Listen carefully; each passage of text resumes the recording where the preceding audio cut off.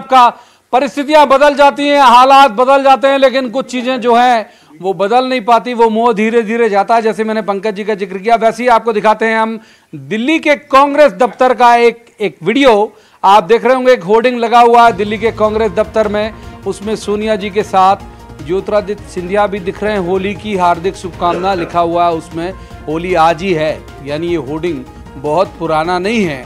घटनाक्रम बदला, चाहते तो उस होर्डिंग को भी हटाया जा सकता था, लेकिन कांग्रेस मुख्यालय से सिंधिया का वो होर्डिंग हटा नहीं, क्योंकि इतना इत्मीनान जो है वो पार्टी को रहा होगा कि शायद नहीं जाएंगे, हो सकता है ये भी एक वजह रही हो, तो निष्कासित जरूर कर दिया। लेकिन होर्डिंग अभी भी लगा हुआ है, आप देख रहे होंगे अपनी स्क्रीन पर, ये दिख रहे हैं ज्योतिरादित्य सिंधिया, राहुल गांधी भी उसमें दिख रहे हैं, सोनिया गांधी भी दिख रही हैं, और होली की एक शुभकामना वाला होर्डिंग लगा हुआ है। तो ये होली की शुभकामना का होर्डिंग जो वहाँ लगा है, पंचमी की शुभकामना का कोई बड़ी बात नहीं कि बीजेपी के दफ्तर में लगेगा और वहाँ से वहाँ आपको सिंधिया जी दिखेंगे। तो 5 दिन में चीज़ें बदल गई हैं। मनीष दीक्षित हमारे साथ हैं, मनीष जी से पूछते हैं।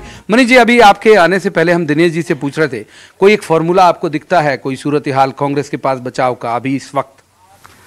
इस समय क्योंकि एक तो ये देखना पड़ेगा कि अभी इनके पास कितने विधायक पहुंचते हैं, दूसरा इसके बाद इनके पास जो विकल्प बचता है वो यही है कि डू और डाई वाला, कि सब विधायक इस्तीफा दे दें और डिसोल्यूशन की बात करें, कि भंग कर देंगे। अगर सब विधायक ही इस्तीफा दे देंगे तो केवल रूलिंग पार्टी सदन नहीं चला सकती। तो जो भी सरकार बनेगी, क्योंकि जाहिर है नंबर अब बीजेपी के पास होगा या उनके जो नए नेता होंगे उनको राज्यपाल शपथ भी दिलवाएंगे, बट वो फिर केयर टेकर मुख्यमंत्री बनकर रह जाएंगे। और जो बाय इलेक्शन बड़ी बात, हाँ, वो नहीं, वो पॉसिबल ही नहीं है, वो कॉन्स्टिट्यूशनल उसमें प्रोविजंस हैं।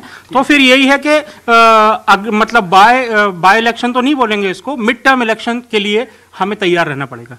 मिड टर्म के लिए तैयार हैं पंकज जी? सिंधिया साहब आ रहे हैं, बहुत सारी चीजें तय करके आ रहे होंगे। आपको भी कहा जाता है कि उनके बड़े थिंक टैंक के तौर पर आपकी आइडेंटिटी है, तो मिड टर्म के लिए तैयार है माने भावी बीजेपी के सिंधिया जी?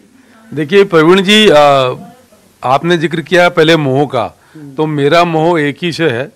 मैंने कहा कि जहाँ सिंधिया जी वहाँ मैं, और मैंने जो पद मेरे पास थे उनका मोह छोड़ के तुरंत सिंधिया जी की चिट्ठी त्यागपत्र की मेरे पास आई, सार्वजनिक होने के उद्देश्य से, जो काम मैं उमन में करता हूँ उसके साथ साथ मैंने अपनी भी रवानगी सुनिश्चित करी कि जहाँ हमारे नेता वहाँ में, तो कोई मोह जैसा विषय नहीं है, एक बात। दूसरा, अभी प्रवीण जी बहुत सारे राजनीतिक घटनाक्रम होने शेष हैं, क्योंकि इतना सहज और सरल नहीं है कि तुरंत मिड टर्म पोल की जैसी स्थिति बन जाए या कांग्रेस पक्ष के सारे लोग, क्योंकि अभी मैं आपसे बात, आप कांग्रेस सरकार बच सकती है बहुत सारे घटनाक्रम में? मैं उसी बात पर आ रहा हूँ। अभी आप जब मनीष जी से संवाद कर रहे थे तो मैंने सोशल मीडिया पे चेक किया, तो हमारे एक पत्रकार मित्र ने संख्या बताई कि तकरीबन 46 कांग्रेस के विधायक हैं जो आज अभी विधायक दल की बैठक में जो मुख्यमंत्री निवास पर वहाँ पहुँचे हैं। तो यदि प्रवीण जी, यदि 94 में से विधायकों के 22 के बाद माइनस करके 94 करीब बचते हैं, और उनमें से भी यदि 46 विधायक उपस्थित हैं, तो निश्चित तौर पे संकट बहुत गंभीर। और 22 के समय ही लगभग ये तय हो गया था कि सरकार का, कांग्रेस की सरकार का बचना बहुत कठिन है। अब किन सरकार जाने के बाद क्या परिस्थिति बनती है, मिड टर्म पोल की परिस्थिति बनती है या और कोई संवैधानिक रास्ता आता है, क्योंकि जो भी कुछ होगा वो संविधान, नियम, कायदे कानून के दायरे में होगा और होना चाहिए। पर जो परिस्थिति बनेगी, राजनीतिक परिस्थिति, उसके लिए सिंधिया जी और तमाम साथी सब तैयार है, कोई दिक्कत नहीं। तो भाजपा भी साथ में तैयार है। मोह त्याग देना, छोड़ देना, सामूहिक उत्तरदायित्व, पॉलिटिकल साइंस में बहुत सारे ये शब्दावली आपको सुनने को मिलती रही होगी कि साथ डूबेंगे, साथ तैरेंगे, साथ डूबेंगे। अगर अवसर आया तो क्या होगा ये थोड़े से वक्त के बाद स्पष्ट होगा, क्योंकि दिल्ली में भी मीटिंग चल रही है, भोपाल में भी कांग्रेस विधायक दल की मीटिंग चल रही है, बीजेपी के भी विधायक दल की भी मीटिंग चल रही है। यानी 3 केंद्रों से आपको लगातार जो न्यूज़ 18 के रिपोर्टर हैं वो खबरें देते रहेंगे।